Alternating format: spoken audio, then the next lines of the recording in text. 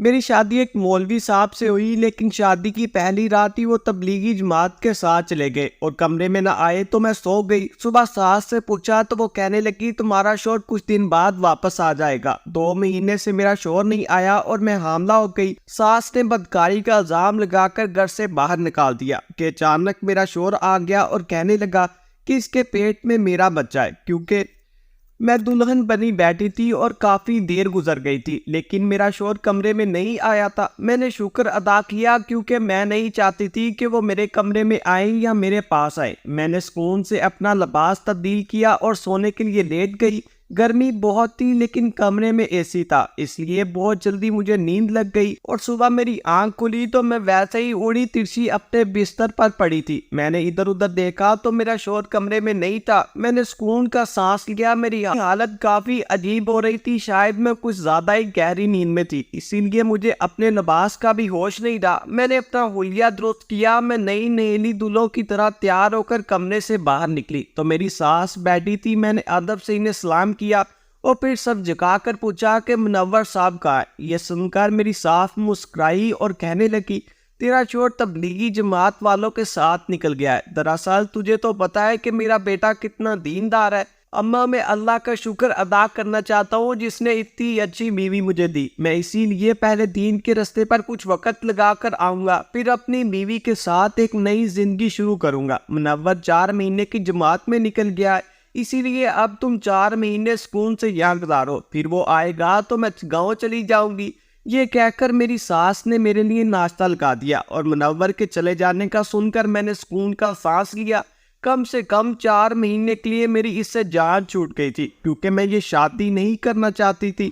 یہ شادی کرنا میری مجبوری تھی، ورنہ منور جیسے مولوی کے ساتھ مجھے لڑکی کا گزارا کہاں ہونا تھا۔ میں بہت ہی زیادہ کھلے مزاج کی شوق چنچل سی لڑکی تھی، جبکہ منور کی عادتیں بہت مختلف تھیں۔ وہ تو ہمیشہ نظریں جھکا کر رکھتا، پردے کا پابند تھا اور مجھے یقین تھا کہ وہ مجھ سے بھی ایسے ہی سخت پردہ کروانے والا تھا۔ لیکن اب 4 مہینے تک آزادی تھی اور پھر میں ناشتہ کر کے اپنے کمرے میں آ گئی۔ اس گھر میں ٹی وی تو تھا نہیں اور ٹی وی کے بغیر میرا گزارا نہیں تھا، اس لیے میں نے موبائل فون اٹھایا اور انٹرنیٹ چلانے لگی۔ کچھ ہی دیر بعد میری ساری دوستوں سے بات چیت شروع ہو گئی اور منور کے نہ ہونے کا میں نے خوب فائدہ اٹھا کر سارا دن اپنی منمانی کی۔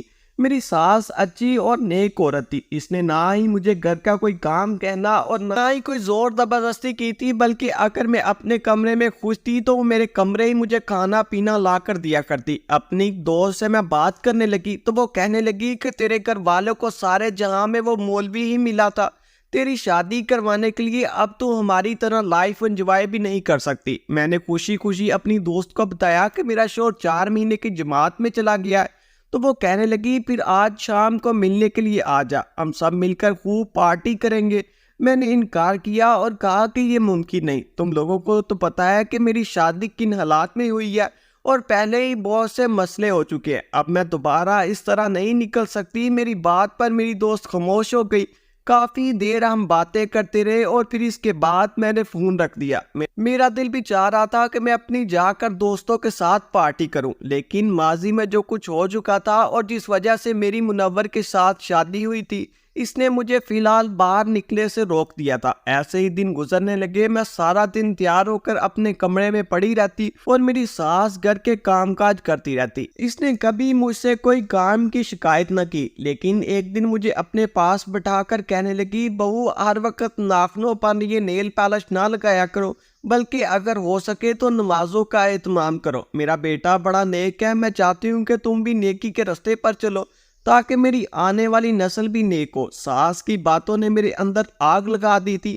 آج انہیں میری نیل پالش سے مسئلہ تھا تو کل کسی اور بات سے بھی مسئلہ ہو سکتا تھا۔ میں نے بہت ہی بری طرح سے انہیں دیکھا اور پاؤں پٹکتی کمرے میں آ گئی، جبکہ انہیں چہرے پر شرمندگی کے آثار تھے، جیسے ان سے کوئی غلطی ہو گئی ہو۔ اگلے دن وہ خود ہی معافی مانگتے ہوئے کہنے لگی بیٹی، میرا مقصد تمہیں دکھ پہنچانا نہیں تھا، میں تو بس یہ کہنا چاہتی تھی کہ اپنے اللہ کو جوڑ لو تاکہ تمہیں اس دنیا کی ضرورت نہ پڑے۔ جو اللہ سے جڑ جاتا ہے اسے کسی کی ضرورت نہیں ہوتی۔ ساس کی باتوں کو میں ایک کان سے سنا اور دوسرے کان سے نکال دیا۔ اگلے ہی دن سرخ رنگ کی نیل پالش اپنے سارے ناخنوں پر لگا کر جان بوجھ کر ان کے آگے گھومتی پھرتی رہی۔ ایسا کر کے مجھے بڑا مزہ آ رہا تھا۔ میرے ایسے ہی مہینے گزر گئے۔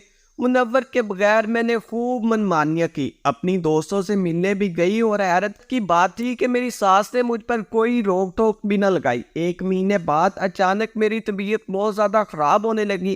ہر وقت جی متلاتا، کبھی الٹی محسوس ہوتی تو کبھی چکر آتے۔ میں نے اپنی اس حالت کی اپنی ساس سے چھپایا کیونکہ مجھے خود سمجھ نہیں آیا تھا کہ مجھے کیا ہو رہا ہے، لیکن پھر ایک دن میری ساس کو خود اندازہ ہو گیا۔ جب ان کے سامنے ہی چائے کا کپ دیکھ کر مجھے کہہ آنے لگی تو وہ چونک اٹھی، کہنے لگی کچھ دنوں سے دیکھ رہی ہوں تم بہت نڈال ہو، طبیعت بھی ٹھیک نہیں رہتی۔ سب ٹھیک تو ہے؟ میں نے انہیں بتایا کہ میری طبیعت ٹھیک نہیں ہے۔ یہ سن کر وہ پریشان سی ہو گئی، کہنے لگی پہلے ہی مجھے بتاتی، میں ڈاکٹر کے پاس لے کر جاتی۔ منور نہیں ہے تو تم میری ذمہ داری ہو، وہ آ کر کیا کہے گا کہ اماں نے میری بیوی کا بھی خیال نہیں رکھا۔ اور پھر میری ساس زبردستی مجھے قریبی لیڈی ڈاکٹر کے پاس لے گئی۔ اس نے میری حالت دیکھی تو کچھ ٹیسٹ لکھ دیے، اور جب رپورٹ آئی تو میرے قدموں تلے سے زمین نکل گئی، کیونکہ میں امید سے ہو چکی تھی۔ اس بات کو سن کر میری ساس بری طرح اچھل پڑی۔ وہ ڈاکٹر سے کہنے لگی کہ ایسا ممکن نہیں ہے، میرا بیٹا تو شادی کے فوراً بعد پہلی رات ہی چلا گیا تھا اور ابھی تک لوٹ کر نہیں آیا، پھر میری بیوی حاملہ کیسے ہو سکتی ہے؟ یہ سن کر ڈاکٹر کہنے لگی یہ تو آپ اپنی بہو سے پوچھے، مجھے کیا معلوم کہ آپ کی بہو نے کیا گل کھلایا ہے۔ اور پھر اس نے مجھے کچھ دوائیاں لکھ کر پکڑا دی۔ میری ساس سارا رستہ تو خاموش رہی، لیکن گھر پہنچتے ہی وہ مجھ سے سوال جواب کرنے پر اتر آئی۔ وہ جاننا چاہتی تھی کہ یہ بچہ کس کا ہے، اور میں حیرت سے ان کی شکل دیکھ رہی تھی۔ پہلی بار میں نے ان کا بدلا ہوا مزاج دیکھا۔ وہ بہت ہی نرم اور معصوم سی تھی، ایک دم ہی بہت زیادہ خونخوار ہو گئی۔ غصے میں ان کا چہرہ سرخ ہو چکا تھا۔ وہ کہنے لگی میں سب کچھ برداشت کر سکتی ہوں، لیکن اپنی نسل برباد نہیں کر سکتی۔ میرا بیٹا بہت نیک اور دیندار ہے، لیکن میں نے سوچا بھی نہیں تھا کہ اس کے نصیب میں تم جیسی بدکردار لڑکی لکھی ہوگی۔ بتاؤ یہ کس کا بچہ ہے؟ میرے بیٹے کے پیچھے تم نے کیا کیا ہے؟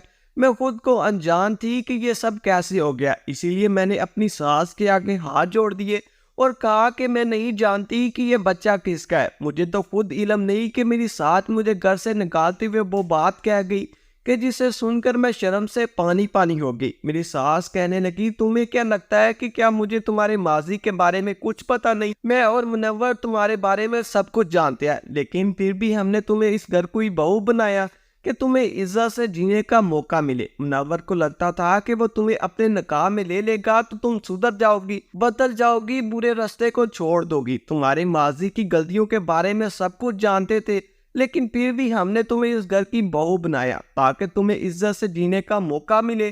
منور کو لگتا تھا کہ وہ تمہیں اپنے نکاح میں لے گا کہ تم سدھر جاؤ گی، بدلو گی، بدلے راستے چھوڑ دو گی، تمہارے ماضی کی غلطیاں بھول جاؤ گی۔ معاملہ کچھ اور ہی ہے۔ ساس کی باتوں پر میری آنکھوں سے آنسو بہنے لگے اور ایک بار پھر میرے ماضی میرے سامنے آ کر کھڑا ہو گیا۔ یہ سچ ہے کہ کچھ گناہ کبھی انسان کا پیچھا نہیں چھوڑتے اور اسے ساری زندگی ان گناہوں پر پچھتانا پڑتا ہے۔ شادی سے پہلے مجھے بھی ایسے ہی ایک گناہ ہوا تھا جس کی وجہ سے میری شادی حاجی منور صاحب سے ہوئی، اور اب وہی گناہ میرے سامنے کھڑا ہو کر مجھے برباد کر رہا تھا۔ میں نے روتے ہوئے اپنی ساس کو یقین دلانا چاہا کہ میں بدکردار نہیں ہوں، لیکن انہیں میری باتوں پر کیسے یقین آتا؟ میری بدکرداری کی گواہی تو پورے محلے کا ایک ایک شخص دیا کرتا۔ میری ساس نے میرا سامان اٹھا کر باہر پھینکا، اور جیسے ہی میرا سامان اٹھا کر باہر پھینکا تو جیسے ہی میں گھر سے باہر نکلنے لگی، میرا شوہر اچانک واپس آ گیا، اور جب اس نے یہ دیکھا تو حیرت سے اپنی ماں سے پوچھنے لگا کہ اماں یہ کیا کر رہی ہو؟ میں تو اپنی بیوی کو تمہارے بھروسے پر چھوڑ کر گیا تھا، تو اس کے ساتھ ایسا سلوک کیوں کر رہی ہو؟ میں نے سر شرم سے جھکا لیا۔ میں جانتی تھی کہ اب یہ سچ میرے شوہر کو پتہ چلے گا اور پھر وہ مجھے طلاق دے دے گا، اور اس بات کا مجھے خوف بھی محسوس ہو رہا تھا۔ بھلے ہی یہ شادی میں نے اپنی مرضی سے نہیں کی تھی، لیکن مجھے شادی کے اس رشتے کی بہت ضرورت تھی۔ اور پھر میری ساس نے وہی بات میرے شوہر کے سامنے دہرائی جو ڈاکٹر نے کہی تھی۔ یہ سن کر میرے شوہر نے ایک ایسی بات کہی کہ میرے قدموں تلے سے زمین نکل گئی۔ میرا نام ادیبہ نور ہے، لیکن مجھ پر اپنے نام کا کوئی اثر نہیں تھا۔ میں اپنے نام کی طرح نوری نہیں تھی، بلکہ شروع سے ہی بہت آزاد مجاز اور باغی قسم کی لڑکی تھی۔ اپنے ماں باپ کے خلاف جا کر ہر فیصلہ لیا کرتی اور اپنی دوستوں کے ساتھ خوب گھومتی پھرتی۔ میں زندگی کو جینا چاہتی تھی، اور میری نثر میں زندگی جینا اسی کو کہتے تھے کہ انسان اپنی مرضی سے جہاں چاہے گھومے پھرے اور اس پر کسی طرح کی پابندی نہ ہو۔ خوبصورتی مجھ پر ٹوٹ کر برسی، اور اسی خوبصورتی کا فائدہ اٹھا کر میں نے ہمیشہ لڑکوں سے دوستیاں کی، اور میں اس بات پر بہت فخر محسوس کرتی کہ میں جس لڑکے کو نظر بھر کر دیکھتی وہ لڑکا میرا دیوانہ ہو جاتا، اور پھر میرے لیے اپنے آپ کو لٹانے پر بھی راضی ہو جاتا۔ میں لڑکوں کو نہ صرف دوست بناتی بلکہ انہیں استعمال کرتی، ان کے پیسے پر عیاشی کرتی اور بدلے میں ان کے ساتھ گھوم پھر کر انہیں خوش کرتی۔ میری ماں کو میری ان حرکتوں کا علم تھا، اس نے مجھے ہمیشہ روکا، سمجھایا اور صحیح غلط بتانے کی کوشش کی، لیکن میں اپنی ماں کی ایک بھی نہ سنتی۔ میں نہ صرف چھوٹی اور لاڈلی تھی بلکہ بہت ضدی بھی تھی۔ مگر میری زندگی میں حمزہ آیا۔ وہ ایک خوبصورت اور امیر لڑکا تھا، وہ مجھ پر فدا ہو گیا۔ میں نے اس کے ساتھ خوب دل لگی کی اور وہ مجھ پر پیسے لٹانے لگا، مجھے اپنے ساتھ ریسٹورنٹ لے جاتا، اچھے سے اچھا کھانا کھلاتا، خوب مہنگی شاپنگ کراتا، اور میں بھی اس کے پیسے پر عیاشی کرتی۔ پھر ایک دن وہ زبردستی مجھے ہوٹل پر لے گیا، اور وہاں اس نے مجھے استعمال کرنے کی کوشش کی۔ جیسے تیسے عزت بچا کر میں واپس لوٹ آئی، لیکن اس نے اپنی اور میری وہ تصاویر جو میں نے ایسے ہی کبھی کھنچوائی تھی انہیں وائرل کر دیا۔ ہر جگہ میری بدنامی ہو گئی، میرے ہی گھر والوں کے پاس میری تصویریں آنے لگی۔ وہ تو میری بابی نے بہت ہنگامہ کھڑا کیا، محلے والے ہم پر تھو تھو کرنے لگے۔ ان تصویروں میں کوئی بھی ایسی ویسی بات نہیں تھی، لیکن چونکہ میں ایک لڑکے کے ساتھ موجود تھی اس لیے ہر کوئی جاننا چاہتا تھا کہ وہ لڑکا کون ہے۔ میں نے حمزہ سے رابطہ کیا اور اسے اس کی محبت کا واسطہ دے کر کہا کہ میرے لیے رشتہ بھیج دے تاکہ یہ معاملہ ختم ہو۔ وہ خوب ہنسا اور کہنے لگا کہ تم جیسی لڑکی کی شادی کون کرے گا؟ میرا دماغ خراب ہے جو میں اتنی بے حیا لڑکی سے شادی کروں۔ اس کی بات سن کر میرے ہوش ٹھکانے آ گئے۔ پہلی بار کسی لڑکے نے مجھے آئینہ دکھایا اور بتایا تھا کہ میری حیثیت کیا ہے۔ اس کے نزدیک میں محض دل لگی کا سامان تھی جس کے ساتھ وہ وقت گزارنا چاہتا۔ وہ کہنے لگا کہ اگر تم مجھے اس دن خوش کر دیتی تو میں یہ سب نہ کرتا، لیکن اب تمہیں سزا بھگتنی پڑے گی۔ میں نے اتنے بڑے ہوٹل میں روم بک کروایا تھا جتنی تمہاری اوقات بھی نہیں۔ حمزہ نے مجھے ذلیل کر کے فون بند کر دیا اور میں سب کی نظروں میں گر گئی تھی۔ میری وجہ سے میری بہن کے سسرال والوں نے ان پر زندگی تنگ کر دی۔ ہر کوئی مجھے بدکردار ٹھہرا رہا تھا، جبکہ سچ تو یہ تھا کہ میں اپنی عزت بچا کر بھاگی تھی، لیکن کہیں نہ کہیں غلطی میری بھی تھی۔ میں ایک نامحرم کے ساتھ تعلق میں تھی اور اس لیے تو اسے موقع ملا تھا کہ اس نے مجھے برباد کر کے رکھ دیا۔ لیکن اتنا کچھ ہونے پر مجھے عقل نہیں آئی، اور جب گھر والوں نے میری شادی کی بات کی تو میں نے صاف انکار کر دیا کہ میں ابھی شادی نہیں کرنا چاہتی۔ مگر میرے بابا نے مجھے اپنی عزت کا واسطہ دیا اور کہنے لگے کہ مجھے بڑی بیٹیوں کا گھر بھی بچانا ہے، وہ اپنے سسرال میں بہت مشکل زندگی گزار رہی ہیں، تو رخصت ہو جائے گی تو ہمارا جینا آسان ہو جائے گا۔ پہلے ہی تیری ضد اور ہٹ آرامی نے ہمیں اس مکان پر لا کر کھڑا کر دیا ہے، اور پھر جب میری شادی کا ذکر نکلا تو میرے لیے کوئی بھی رشتہ بھیجنے کو تیار نہ تھا۔ وہ لوگ جو پہلے اپنے بیٹوں کے لیے بار بار ہمارے کر کے چکر کاٹتے، انہوں نے صاف میرے منہ پر تھوک دیا تھا اور کہہ دیا تھا کہ ایسی خوبصورت کا کیا کرنا جو بدکردار ہو، منصر ہو۔ میرا بھائی میرا چہرہ نہیں دیکھ رہا تھا، اس کے دفتر کے لوگوں نے میری تصویر اسے دکھائی تھی۔ پھر بھی میرے رشتے کو لے کر اماں ابا بہت زیادہ پریشان رہنے لگے، تو ایک دن خود بخود میرے لیے ایک رشتہ آ گیا جس کے بارے میں سنتے ہی میں نے صاف انکار کر دیا۔ دراصل میرے بھائی کے 2 بچے تھے جنہیں پڑھانے کے لیے مولانا صاحب یعنی مولوی منور ہمارے گھر آیا کرتا، اور انہوں نے اپنی ماں کو میرے رشتہ دے کر بھیجا تھا۔ میں نے صاف کہہ دیا کہ میں ایک ایسے مولوی سے شادی نہیں کر سکتی جو مجھے پردے میں قید کر دے، لیکن وہ تو مجھ سے بڑی عمر کا لگتا تھا۔ لیکن ابا کہنے لگے کہ تیرے لیے اس قسم کا رشتہ آ جانا بڑی قسم کی بات ہے، وہ مولوی سیدھا سادہ آدمی ہے، شاید ابھی تک اس کے پاس تیری تصویر نہیں گئی، بہتر یہ ہے کہ اسے تیری سچائی پتہ چلے، ہم پہلے ہی تجھے رخصت کر دیتے ہیں۔ پھر اماں نے اپنے دوپٹہ میرے قدموں میں رکھ دیا اور کہنے لگی کہ اگر تو نے شادی کے لیے ہاں نہیں کی تو میں مر جاؤں گی، اور اماں ابا کے خاطر میں نے حامی بھر لی۔ لیکن اب بھی ایک مولوی سے شادی کرنے پر خوش نہیں تھی۔ مولوی منور اور ان کی ماں سیدھے سادہ لوگ تھے۔ انہوں نے سادگی سے ہی نکاح کیا اور مجھے رخصت کروا کر لے گئے، اور پھر جب شادی کے رات منور صاحب کمرے میں نہ آئے تو میں بہت خوش ہوئی کہ چلو میری اس بے جوڑ رشتے سے جان چھوٹی۔ پھر مجھے پتا چلا کہ وہ 4 مہینے کے لیے چلے گئے ہیں تو میں نے پوری طرح سکون کا سانس لیا، مگر اس کے بعد جو کچھ ہوا اس نے میرے ہوش اڑا دیے۔ میں کیسے حاملہ ہوئی تھی مجھے خود خبر نہیں تھی، اور اب میری ساس نے میرے ماضی کو نکال دیا، اور مولوی صاحب سب کچھ جانتے تھے اور اس کے باوجود بھی انہوں نے مجھے اپنایا۔ یہ سن کر میں ہکا بکا رہ گئی۔ مجھے اپنی ساس اور شوہر کی قدر آ گئی جب میرے سگے بھائی نے مجھ سے منہ موڑ لیا۔ مولوی منور نے مجھے اپنے نام کی عزت دی، لیکن اب بہت دیر ہو چکی تھی کیونکہ میرے سیاہ کارنامے میرے منہ پر دے مارے تھے۔ میں رو رہی تھی کہ جب منور صاحب گھر لوٹ آئے اور یہ سب دیکھ کر انہوں نے ایک ایسی سچائی بیان کی جسے دیکھ کر میں دنگ رہ گئی، کیونکہ انہوں نے کہا تھا کہ یہ بچہ میرا ہے اور اس کا باپ میں ہوں۔ یہ سن کر تو ان کی ماں کے چہرے کے رنگ بدل گئے۔ وہ کہنے لگی منور اب تو اس کے اتنے بڑے گناہ کو اپنے سر کیوں لے رہے ہو؟ تو اس لڑکوں نے اس لڑکی سے شادی کی بات اس لیے کی تھی تاکہ اس کی عزت برقرار رہے، اور میں نے بھی تیری بات مان لی تھی، لیکن اب یہ تو خود ہی اپنی عزت نہیں بچانا چاہتی تو ہم کیا کر سکتے ہیں؟ منور صاحب میرا ہاتھ پکڑ کر مجھے گھر کے اندر لے آئے اور اپنی ماں سے کہنے لگے آپ کو غلط فہمی ہوئی ہے، نور فاطمہ نے کوئی گناہ نہیں کیا بلکہ یہ بچہ میرا ہے۔ میں نہیں پہلے بھی اس نے اتنا بڑا گناہ نہیں کیا تھا۔ نور کی عمر کی لڑکیاں ایسی غلطیاں کر بیٹھ گئیں، لیکن اصل غلطی اس لڑکے نے کی تھی جس نے نور کی عزت کو داؤ پر لگا دیا، اور اب میں دوبارہ نور کو کسی مشکل میں نہیں ڈال سکتا۔ یہی سچ ہے کہ یہ بچہ میرا ہے۔ میری ساس غصے سے اپنے بیٹے کو کہنے لگی تو شادی کی رات ہی چلا گیا تھا، پھر یہ بچہ تیرا کیسے ہو گیا؟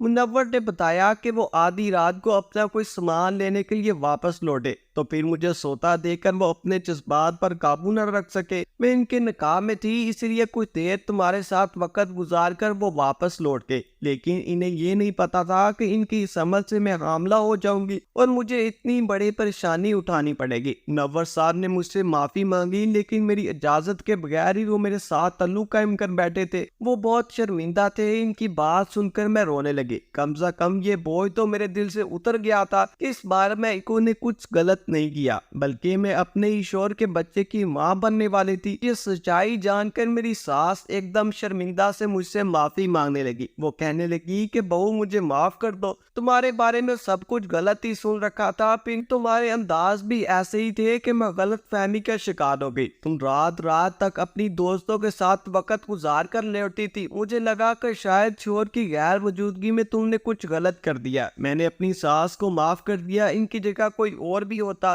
تو شاید یہی سوچتا، کیونکہ میری اپنی حرکتیں غلط تھی۔ میں نے بھی گھر کے کسی کام کو ہاتھ نہیں لگایا تھا، سارا وقت فون پر مصروف رہتی اور پھر اپنی دوستوں کے ساتھ ملنے کے لیے رات کو نکل جایا کرتی۔ ساس کے پوچھنے پر کسی بات کا جواب نہ دیتی۔ ان کا دل جرانے کو ہر طرح کے فیشن کیا کرتی۔ جب سے انہوں نے نیل پالش لگانے کا منع کیا تھا تب سے میں ایک دن ایسا بھی نہیں گزرا کہ میں نے نیل پالش نہ لگائی۔ میں نے بھی ساس سے اپنے رویے اور غلطیوں کی معافی مانگ لی۔ انہوں نے مجھے سینے سے لگا لیا۔ مولوی منور مجھے کمرے میں لے آیا اور پھر میرے پاس بیٹھ کر پہلی بار ان کا چہرہ قریب سے دیکھا، اور مجھے احساس ہوا کہ وہ بالکل بھی عمر والے نہیں تھے، بلکہ انہیں چہرے پر ترسری داڑھی کی وجہ سے میں انہیں عمر دراز کہتی۔ وہ کوئی 28-30 سال کے جوان مرد تھے جو بہت ہی خوبصورت، اور سب سے بڑھ کر ان کا دل خوبصورت تھا۔ میری عزت کو بچانے کے لیے، میرے مستقبل کو محفوظ کرنے کے لیے انہوں نے دنیا کے خلاف جا کر مجھے اپنا نام دیا۔ مجھے تو لگا تھا کہ انہیں میری بدنامی کے بارے میں علم نہ ہوگا، لیکن انہیں تو ایک بات معلوم تھی۔